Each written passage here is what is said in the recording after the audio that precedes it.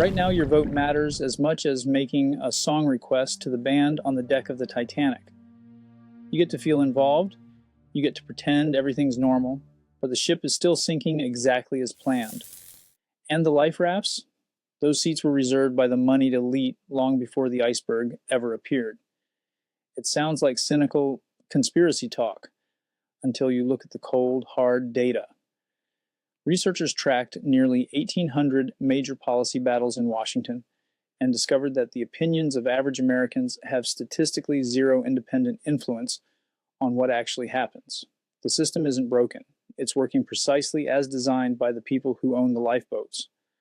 A landmark Princeton University study analyzed nearly 1,800 separate policy issues, and the conclusions were devastating. The data proved that economic elites and corporate business groups wield substantial, independent control over U.S. policy. Average citizens? The study noted they have little or no independent influence. When a majority of the American public disagrees with the financial elite, the public almost always loses. We are conditioned to believe we live in a majoritarian democracy, but the data reveals a completely different system: economic elite domination. While cable news keeps us completely distracted by a constant partisan circus, both major parties rely on the exact same ultra-wealthy donor class. This creates an engineered illusion of choice, a political spectrum carefully managed by a single, functional business party.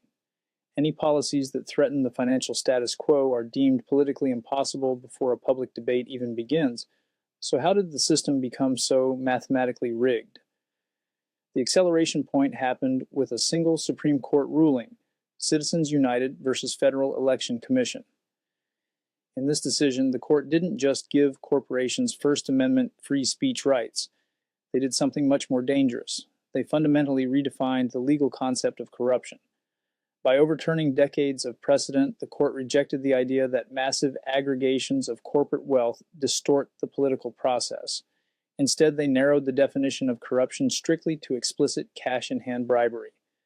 Anything else, influence buying, backroom access, million-dollar favors, became legally protected free speech, shielding the elite from any real accountability.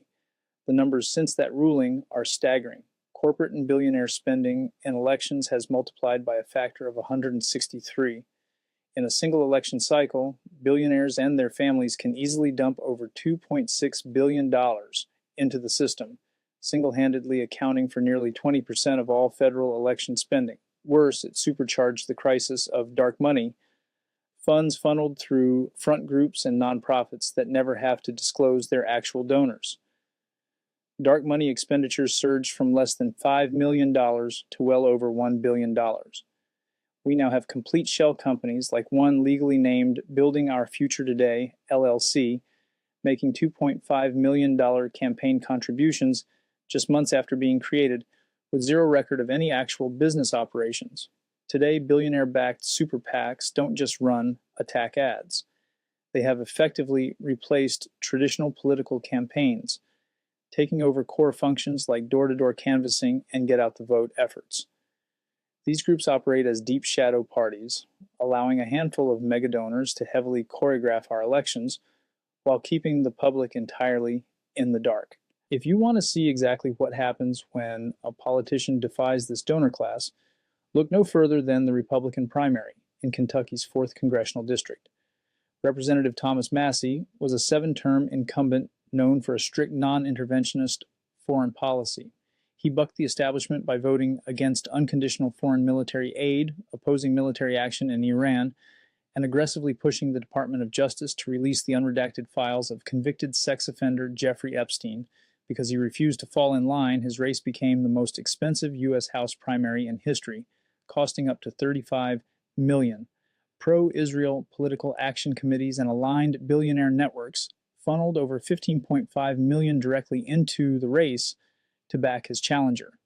These outside groups operated a massive shadow campaign, deploying a staggering $17.5 million on television advertisements alone, a sum that completely dwarfed the spending of the actual candidates. The retaliation for demanding transparency was instant. Following his push for the Epstein files, A rapid response super PAC funded by billionaires Miriam Adelson and Paul Singer executed an immediate $800,000 ad buy to launch a barrage of attacks. Massey was ousted. But the data reveals an interesting generational split. Massey won the clear majority of voters under the age of 40, a demographic increasingly frustrated with foreign entanglements and elite politics. However, the overwhelming millions spent on television ads heavily swayed older voters to the challenger. Massey's defeat sent a chilling message to every single lawmaker in Washington: dissent against the donor class on foreign policy or elite scandals, and you will be met with overwhelming financial retaliation. Under Citizens United, if the elites cannot control a representative, they simply buy the seat. This dynamic is not uniquely American. It is the classic architecture of hegemonic decay. History shows us that great global powers fall when they become overextended abroad and completely hollowed out internally by extreme inequality and elite self-interest. Today, America's domestic dysfunction, where massive corporate wealth dictates local elections and foreign-aligned lobbies can unseat domestic representatives, has severely damaged its moral authority on the global stage. Citizens United didn't start the fire, but it poured billions of dollars of gasoline directly onto it. We no longer live in a majoritarian democracy. We live under economic elite domination.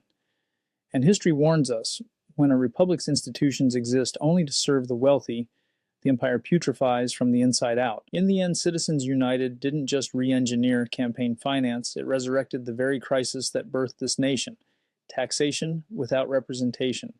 Where are the populist voices who once swore to fight this system? They've been swallowed whole by it, heads down, falling in line with party leadership, and perpetually fundraising to survive the next primary. By opening a global backdoor for untraceable dark money, our election system now systematically prioritizes foreign and corporate interests over the physical and economic security of the American people.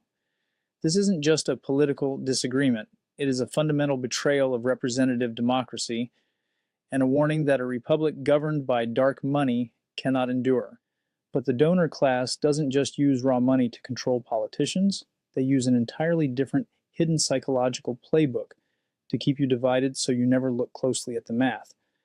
If you want to see exactly how that psychological operation is deployed on cable news every single night, like this video and follow my channel where I will break down and expose hidden truths being kept from the public.